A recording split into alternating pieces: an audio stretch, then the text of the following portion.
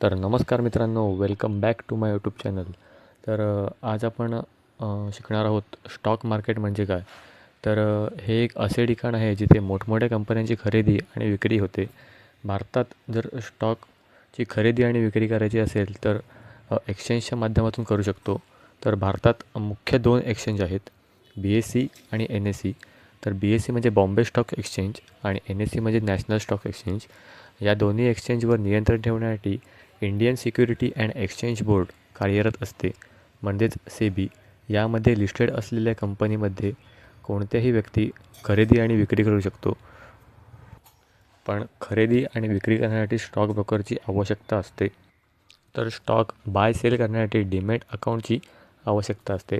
तर ते demat account open करण्यासाठी PAN card, Aadhaar card, bank passbook, bank statement ही कागदपत्रे आवश्यक असतात. या डीमॅट अकाउंटच्या सहाय्याने आपण आपल्या मोबाईलवर स्टॉक बाय सेल करू शकतो. मोबाईलमुळे स्टॉक बाय सेल करणं हे खूप सोपं झालं आहे. काही सेकंदमध्ये आपण बाय सेल करू शकतो. जेव्हा शेअरची किंमत कमी होते तेव्हा त्या शेअरमध्ये लोकं इन्व्हेस्ट करतात आणि जेव्हा शेअरची किंमत वाढते तेव्हा ते शेअर विक्री करतात. या पद्धतीने लोकं खूप पैसे कमवतात. कशी वाटली आजची व्हिडिओ? व्हिडिओ आवडली असेल तर चॅनलला लाईक, शेअर आणि सबस्क्राईब करायला विसरू नका. धन्यवाद.